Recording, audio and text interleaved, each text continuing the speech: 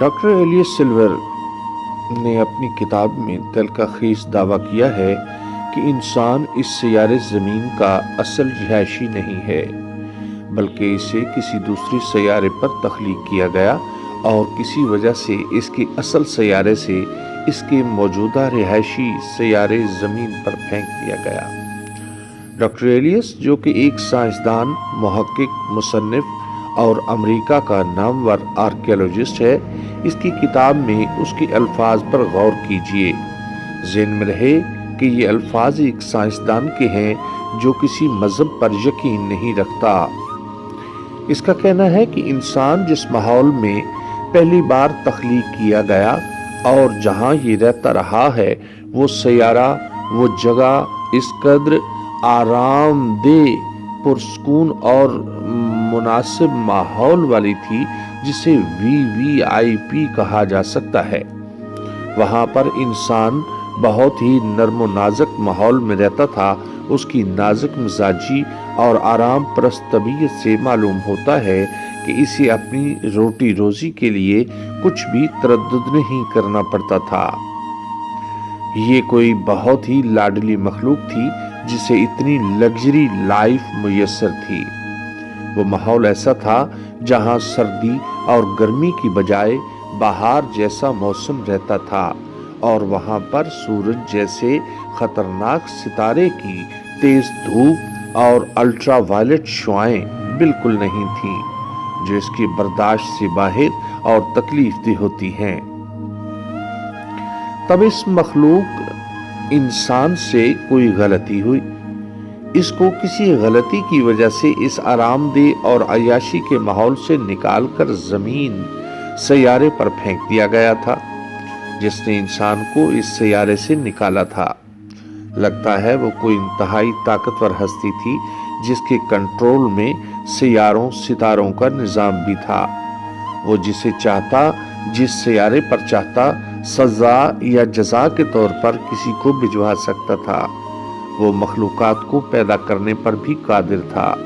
Doctor silver کا کہنا ہے کہ ممکن ہے زمین کسی ایسی جگہ کی مانند تھی جسے جیل قرار دیا جا سکتا ہے۔ یہاں پر صرف مجرموں کو سزا کے طور پر بھیجا جاتا ہو، کیونکہ زمین کی شکل کالا پانی جیل کی طرح ہے، خشکی کے ایک ایسے ٹکڑے کی شکل جس کے چاروں طرف سمندر ہی سمندر ہے، وہاں انسان کو بھیج دیا گیا۔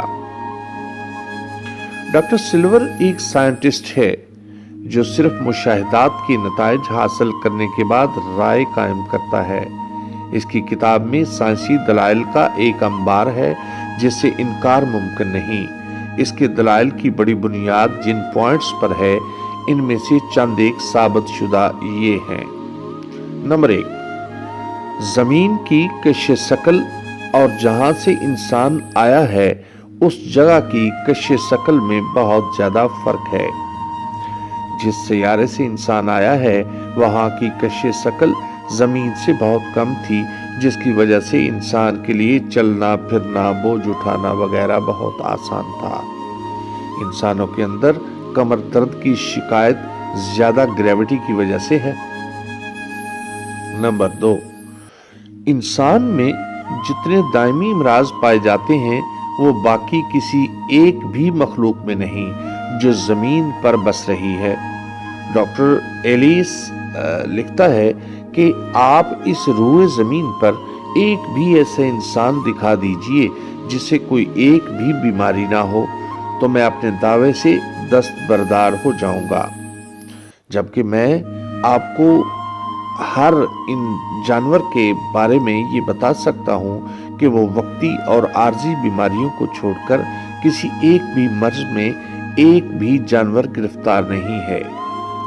نمبر 3، ایک بھی انسان زیادہ دیر تک دھوپ میں بیٹھنا برداشت نہیں کر سکتا، بلکہ کچھ ہی دیر بعد اس کو چکر آنے لگتے ہیں اور سن سٹروک کا شکار ہو سکتا ہے، جبکہ جانوروں میں ایسا کوئی ایشو نہیں ہے۔ مہینوں دھوپ میں رہنے کے باوجود جانور نہ تو کسی بیماری کا شکار ہوتے ہیں اور نہ کسی جلدی بیماری کا، اور نہ ہی کسی اور طرح کے مرض میں مبتلا ہوتے ہیں جس کا تعلق سورج کی تیز شعاؤں یا دھوپ سے ہو۔ نمبر 4، ہر انسان یہی محسوس کرتا ہے اور ہر وقت اسے احساس رہتا ہے کہ اس کا گھر اس سیارے پر نہیں۔ کبھی کبھی اس پر بلا وجہ ایسی اداسی طاری ہو جاتی ہے جیسے کسی پردیس میں رہنے والے پر ہوتی ہے، چاہے وہ بے شک اپنے گھر میں اپنے قریبی خونی رشتہ داروں کے پاس ہی کیوں نہ بیٹھا ہو۔ نمبر 5، زمین پر رہنے والے تمام مخلوقات کا ٹیمپریچر آٹومیٹک طریقے سے ہر سیکنڈ بعد ریگولیٹ ہوتا رہتا ہے، یعنی اگر سخت اور تیز دھوپ ہے تو ان کے جسم کا درجہ حرارت خودکار طریقے سے ریگولیٹ ہو جائے گا، جبکہ اسی وقت اگر بادل آ جاتے ہیں تو ان کے جسم کا ٹیمپریچر سائے کے مطابق ہو جائے گا، جبکہ انسان کا ایسا کوئی سسٹم نہیں، بلکہ انسان بدلتے موسم اور ماحول کے ساتھ بیمار ہونے لگ جائے گا۔ موسمی بخار کا لفظ صرف انسانوں میں ہے۔ نمبر 6، انسان اس سیارے پر پائے جانے والے دوسرے جانداروں سے بہت مختلف ہے۔ اس کا ڈی این اے اور جینز کی تعداد اس سیارہ زمین پر پائے جانے والے دوسرے جانداروں سے بہت مختلف اور بہت زیادہ ہے۔ انسان کو جس اصل سیارے پر تخلیق کیا گیا تھا وہاں زمین جیسا گندا ماحول نہیں تھا۔ اس کی نرم و نازک جلد جو زمین کی سورج کی دھوپ میں جھلس کر سیاہ ہو جاتی ہے، اس کے پیدائشی سیارے کے مطابق بالکل مناسب بنائی گئی تھی۔ یہ اتنا نازک مزاج تھا کہ زمین پر آنے کے بعد بھی اپنی نازک مزاجی کے مطابق ماحول پیدا کرنے کی کوششوں میں رہتا ہے۔ جس طرح اسے اپنے سیارے پر آرام دہ اور پرتعیش بستر پر سونے کی عادت تھی، وہ زمین پر آنے کے بعد بھی اسی کے لیے اب بھی کوشش کرتا رہتا ہے کہ زیادہ سے زیادہ آرام دہ زندگی گزار سکوں۔ جیسا خوبصورت، قیمتی اور مضبوط محلات، مکانات اسے وہاں اس کے ماں باپ کو میسر تھے، وہ اب بھی انہیں جیسا بنانے کی کوشش کرتا ہے، جبکہ باقی سب جانور اور مخلوقات اس سے بے نیاز ہیں۔ یہاں زمین کی مخلوقات عقل سے عاری اور تھرڈ کلاس زندگی کے عادی ہیں، جن کو نہ اچھا سوچنے کی توفیق ہے، نہ اچھا رہنے کی اور نہ ہی امن و سکون سے رہنے کی۔ انسان ان مخلوقات کو دیکھ دیکھ کر خونخوار ہو گیا، جبکہ اس کی اصلیت محبت، فنون لطیفہ اور امن و سکون کی زندگی تھی۔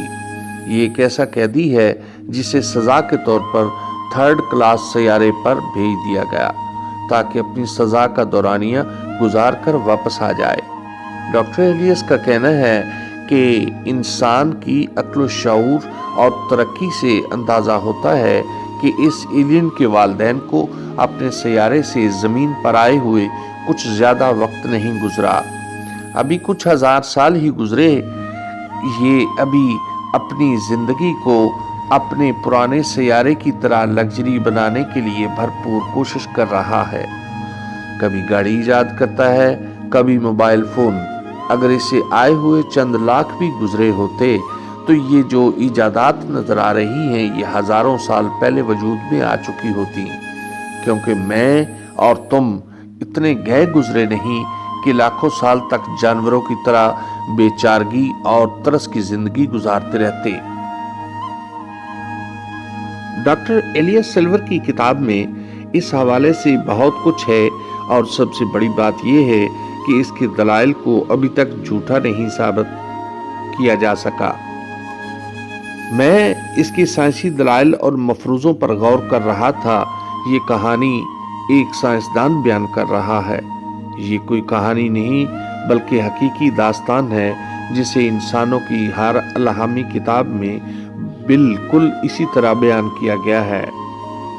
میں اس پر اس لیے تفصیل نہیں لکھوں گا کیونکہ آپ سبھی اپنے باپ آدم اور حوا کے قصے کو اچھی طرح سے جانتے ہیں۔